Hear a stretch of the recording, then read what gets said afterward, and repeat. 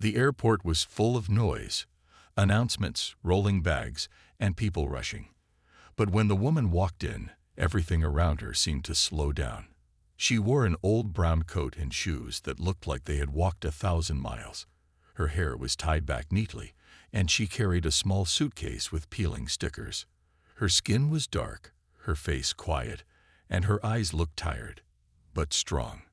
She walked straight to the first-class counter. The woman behind the desk saw her coming and raised an eyebrow. She gave a short laugh and nudged the man beside her.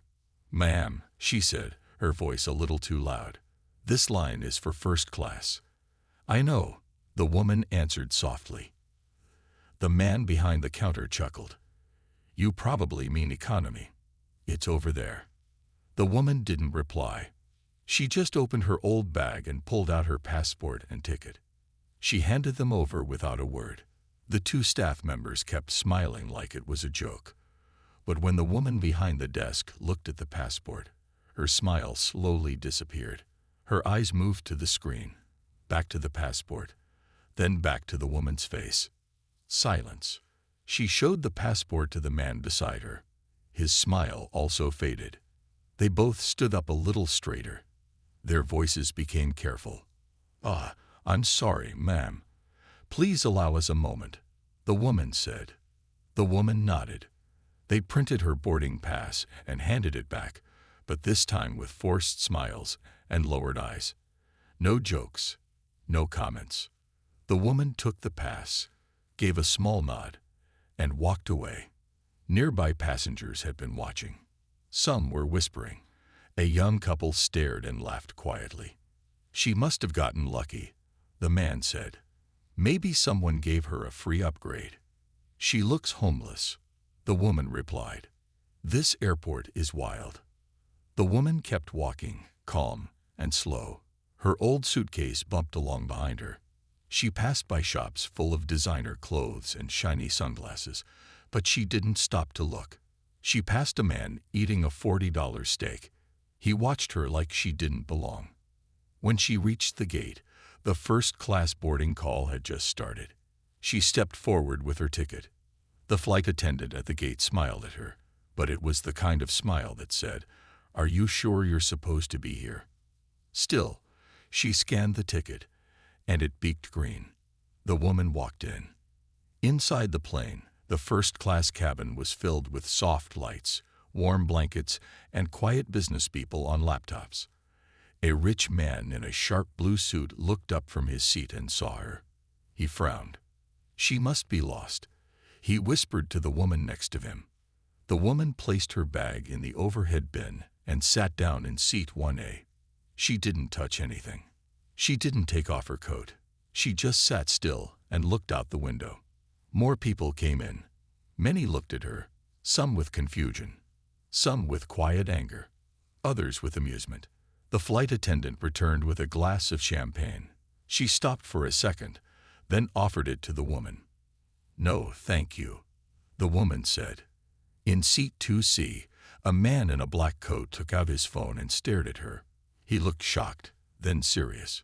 He leaned back in his seat and typed a short message. "She's here." He hit send.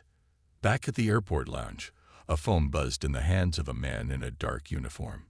He read the message and stood up quickly. In the plane, the woman finally leaned her head back. Her eyes slowly closed. No one around her knew who she was. But something felt off. It was the way she held herself. Calm, unbothered, not proud, but not afraid either. It was how she didn't respond to the whispers, or the stares, or the silence. A child in seat 3D asked his father, "Is she famous?" The father looked at her again. "I don't know." No one did. But soon, everyone would. The airplane was quiet now. The engines hummed softly. People in first class had started to settle in. Some worked on laptops, some watched movies, and some just stared at the woman in seat 1A, still wondering who she was. She didn't look at anyone. Her eyes stayed on the window, her face calm like stone. But inside her mind, old memories began to rise, ones she thought she had buried long ago. She remembered being a little girl. The streets were cold, and her shoes had holes in them. Her mother wrapped her feet in plastic before school to keep them dry. Their home was small, a one-room apartment in a bad part of town. The walls were cracked, and the water often didn't run. But her mother always found a way. She worked 3 jobs: cleaning, cooking, helping the sick. No matter how tired she was, she always came home with a smile. "You are meant for something big," her mother would whisper at night. "Don't ever forget that." The girl believed her, even when kids laughed at her clothes, even when teachers gave more attention to others, even when people said, "People like you don't go far." She held on to her mother's words like a secret treasure. She loved books. She would sit in the corner of the library for hours, reading science books that were too big for her age. She asked questions most kids never thought of. Once, when she was 10, she fixed a broken radio using nothing but tape, copper wire, and a spoon. Her mother cried that night, not because the radio worked, but because she knew her daughter was special. But life didn't go easy on them. When she was 12, her mother collapsed at work. The doctors said it was her heart. She needed surgery. They had no money. The girl tried to work, selling old clothes, washing windows, but it wasn't enough. She watched her mother grow weaker. Nights were filled with quiet prayers and silent tears. One day, a letter came in the mail. The envelope was plain, no name on the outside. Inside, it had just a few words. "We've been watching you. Come to this address. Bring nothing. Tell no one." She thought it was a joke, but something deep inside her said it wasn't. She showed it to her mother. Her mother read it again and again, then looked at her with tired eyes. "Go," she said. "Go see who they are. Maybe they can help." So she did. The building was hidden between factories. Inside, there were no signs, just a woman in a white coat who asked her to sit. They gave her tests, puzzles, memory games, machines she'd never seen before. She passed them all. They kept watching her like she was a rare diamond. At the end, a man in a suit came in. He smiled. "You're one of us," he said. "You don't know it yet, but your mind can change the world." She didn't know what he meant, but he gave her a choice: stay in her old life or come with them. Full scholarship, a safe place to live, training, a future. She thought of her mother. She thought of the hospital bills. She said yes. She didn't know it would be the last time she saw her mother alive. A few months into her new life, her mother passed away. She wasn't allowed to leave the program. They said it was for her safety. She cried for days, alone. The world outside moved on, but she didn't forget. She didn't forgive. She studied harder than anyone else. She learned how to design systems no one had seen before. She built machines that could help the sick, rescue the trapped, and save lives. But she never told the public. Her work was done behind closed doors. Silent. Secret. Her name never appeared in the news. But in secret labs, people whispered about her. They called her the ghost engineer, because she worked in silence and her creations always worked. Back in the present, the woman in seat 1A took a deep breath. The flight attendant passed again and offered water. This time, she took it. She sipped slowly, her fingers still tight around the cup. The flashbacks didn't stop. She remembered the day her biggest invention was stolen. A man she trusted had sold her designs. She tried to fight it, but powerful people told her to stay silent. They offered her money, a big name. She refused. Instead, she vanished. No press, no statement, no interviews, just gone. Until today. Now she was on a flight to a place where the truth would finally come out. And the people who laughed at her would soon learn who she really was. The flight continued quietly. The engines roared like a soft song in the sky, but inside the woman's mind, there was no peace. Her thoughts were loud. Memory after memory returned like waves crashing on a shore, each one harder than the last. After her mother's death, Something inside her broke, but something else became stronger. She stopped crying. She stopped asking why. She told herself, if I can't save her, I'll save others. From that day forward, she began to rise. But it wasn't easy. It never was. The special school was nothing like she imagined. It wasn't made of gold or kindness. It was made of walls, rules, cameras, and cold silence. There were only 12 students like her, all gifted, all different, all quiet. Most of them didn't talk to her. Some laughed at her accent. Others ignored her. One even said, "You're lucky they picked you." They needed a diversity story. She didn't reply. She just worked harder. Every morning, she woke before the others. Every night, she stayed up late in the lab. While the others played games or watched movies, she studied engine parts, microchips, and robot arms. She built tiny machines that could fix broken wires. She made gloves that could lift heavy things without touching them. Her fingers never stopped moving. Her mind never stopped spinning. Still, no one clapped for her. One day, she was working on a medical drone when she cut her hand on a blade. It bled badly. She rushed to the nurse's room. The nurse looked at her, then said coldly, "Why don't you fix yourself? You're the smart one." She patched herself up, alone. But even in pain, she kept building. The school sent her to science contests, but always told her to stay quiet. Let the others speak. They'd say, "You just stand and smile." And she did. She stood. She smiled. She watched others take credit. She said nothing. She learned what the world really was. When she turned 18, she was offered a job at a defense research company. Not just any company. This one worked in secret. They built tech for governments, for rescue missions, and even space programs. She was the youngest person they had ever hired. Her job: to design machines that could survive fire, storms, and even bomb blasts. Machines that could rescue people from earthquakes or war zones. She worked in a room with no windows. Her inventions were sent across the world. News reports talked about the machines, but never mentioned the one who built them. No one knew her name. She didn't care. Not at first. But then, she saw something that changed her. One night, while watching the news, she saw a building collapse in a poor city. The rescue team arrived late. Hundreds were trapped. People begged for help.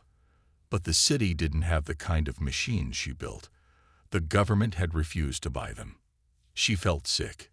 She walked to her lab and built a new prototype in 2 nights. It could break through steel, dig through rock, and carry 5 people at once. She tested it. It worked. She gave it away, for free. Soon, her name began to spread through small circles. A doctor from Africa sent her a letter. "Your machine saved my daughter." A rescue worker from India wrote, "You don't know me, but I owe you everything." She started receiving more letters from people who had nothing, but still said thank you. She smiled for the first time in years. But then came betrayal. One morning, she entered her lab and saw a man standing there. A man she trusted. He had copied her designs and sent them to a private company. They were now selling her inventions for millions. She demanded justice. They offered her money. "You'll be rich," they said. "You'll be famous." But she didn't want fame. She wanted fairness. She wanted her name to mean something. So she refused. They warned her, "If you walk away, you'll lose everything." She walked away anyway. She packed her things and disappeared. For years, no one heard from her. Some thought she had died. Others forgot her. But she wasn't gone. She was planning. She was watching the world, choosing the right moment to return, not for revenge, but for truth. And that moment had finally come. On the plane, a flight attendant passed by again. The woman in seat 1A didn't move. Her eyes were open now, but not looking at anything around her. She was thinking of where she was going and what she had to do. In her bag, under her seat, was a letter. A letter that had shaken the whole industry. A letter written by her and sent to the most powerful people in the country. It said one thing. The one you mocked, the one you erased, the one you laughed at, is coming. And she was almost there. The plane landed softly on the runway. The wheels touched down with a whisper, and the engine slowed. First-class passengers stood up quickly, grabbing their bags and speaking in low voices. But the woman in seat 1A stayed still. She didn't rush. She didn't even blink. She looked ahead, calm as ever, like she already knew what was coming. Outside the airport, rain fell softly. It covered the streets, the sidewalks, the windows. She stepped out with no umbrella. No coat, only her small bag and a sharp look in her eyes. A black car waited near the curb. The driver stepped out and opened the door. "Miss Elaine," he said, bowing slightly. "We've been expecting you." She nodded once and stepped in. The city outside was tall and cold. Giant screens showed ads for fashion, tech, and news. One screen flashed images of a new medical robot. Her robot. Sold under a fake company name. No one knew it was hers. Not yet. The car stopped in front of a tall glass tower. It was the headquarters of one of the world's biggest technology companies, Airline Systems. The people inside wore suits that cost thousands. They spoke in clean accents and walked fast like time was money. These were the same people who once told her, "You're not ready to lead." She walked past the lobby security. No one stopped her. Her name was already on the guest list. Upstairs, on the 32nd floor, a large room waited.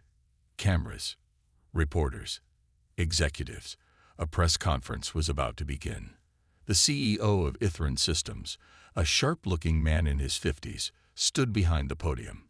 He smiled like a man who had won.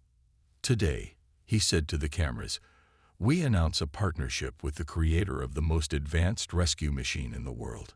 She's here with us now." The room clapped politely. Then the doors opened again. Everyone turned. Elaine walked in. There was silence. People looked confused. Whispers moved through the room. "Who is she?" someone asked. "Is she the assistant?" Another said. The CEO's face dropped. She walked up to the podium slowly, pulled out a folder from her bag, and placed it on the stand. "This," she said calmly, "is proof. Proof that I am the real creator of the technology this company has been using. Proof of theft. Proof of lies. And proof of how far a black woman has to go just to be heard." The room exploded in noise. Reporters stood up. Cameras clicked. The CEO tried to speak, but she raised her hand. "I was laughed at when I entered this building 10 years ago," she said. "They told me my ideas were too unrealistic. They told me I needed to smile more. And when I created something powerful, they took it. They erased my name. They gave it to someone else." She opened the folder. Inside were diagrams, patents, voice recordings, emails, everything. "I didn't come here to ask for my seat back," she said, her voice clear. "I came to remind you that you never owned it to begin with." The CEO looked pale. Executives whispered. The lawyers in the room already understood what this meant. She turned toward the cameras. "For every girl watching this who's been told she's too loud, too smart, too black, too poor, this is for you." She walked off the stage, leaving the folder behind. By the time she reached the elevator, her name was already trending across the internet. Millions of people were searching for her. News anchors shouted over each other on live TV. She didn't stop to listen. Her phone buzzed. Messages poured in. One from a rescue team in Chile. "We just saved 6 children thanks to your tech." Another from a hospital. "We owe you everything." And then, one final message. It was from the same person who had betrayed her, the man who sold her designs years ago. "Elaine, please call me. I want to make it right." She deleted it without reading more. Outside the tower, the rain had stopped. The clouds were parting. And for the first time in a long time, the sun touched her face. She didn't smile. Not yet. Because this was just the beginning. Elaine didn't return home right away. She didn't celebrate, didn't post anything online. She just sat quietly in the back of the car, her hands folded, her eyes watching the tall buildings pass by. The city was loud, but her mind was louder. The truth was out now. She had spoken. She had shown the proof. But she knew the fight wasn't over. It was just changing shape. That night, the news channels exploded. Every headline had her name. Elaine Johnson, the woman behind the machines. Black female engineer breaks silence, reveals billion-dollar theft. Truth, genius, and betrayal. The story of the woman airlines laughed at. Clips from the press conference spread across social media like fire. The moment she stood behind the podium, the way she stared into the camera, the words she used, "You never owned it to begin with," it became a quote shared by millions. In homes across America, young girls watched her story. Some cried, some cheered. Parents told their children, "See that? That's real strength." But not everyone was cheering. At Ithran Systems, panic filled the hallways. Lawyers met in secret rooms. The CEO locked himself in his office. Shareholders were furious. They knew what was coming. Elaine's folder had documents that couldn't be ignored, patents filed before theirs, recordings that proved her designs had been stolen. And then came the storm. Universities invited her to speak. Tech companies tried to offer her new jobs. One even said, "We'll double whatever they gave you." She ignored them all. She didn't want money. She wanted to build. But this time, on her own terms. The president of a small African country sent her a message. "We don't want to buy your machines. We want to learn from you, teach our children." She cried when she read it. Her story became more than just news. It became history. A famous director called and offered to make a film about her life. She said, "Only if it's honest. No makeup, no filters." The world had finally seen her, but she hadn't changed. She still wore the same coat, still tied her hair the same way, still drank her coffee with too much sugar. She didn't want to become a star. She just wanted to be heard. But something unexpected happened. One night, she got an email from a girl in Detroit. It said, "Hi, Miss Elaine. My mom says I'm too young to fix machines, but I saw your video. So now I'm building a robot with spoons and tape. I named her Hope. Thank you." Elaine stared at the message for a long time. Then she smiled, really smiled, for the first time in years. She knew what she had to do next. She called her old friend, the only person from the special school who had always believed in her. "I want to start something new," she said. "A real lab. Not for companies, not for profit. For kids, for girls like me." He paused, then said, "Where?" "Everywhere." They started small, in a quiet neighborhood, in a rented garage. No golden gates, no fancy signs, just a table, tools, and an idea. Soon, students began to show up. Not students with perfect grades, not the ones from rich schools. These were the forgotten ones. Kids who were told they were too slow, too poor, too different. Elaine taught them how to build, how to break, how to try again. She gave them what no one gave her, a voice. And they listened. News crews came again. But this time, not for scandal. They came to show something beautiful. Children in lab coats. Girls holding tiny robots. Boys testing drones made of plastic bottles. Smiles, laughter, sparks, and dreams. One reporter asked her, "Why didn't you stay in big tech? You could have been a millionaire." She looked at the camera and said softly, "I already am. I have something money can't buy. Freedom, purpose, and kids who believe in themselves." That answer went viral again.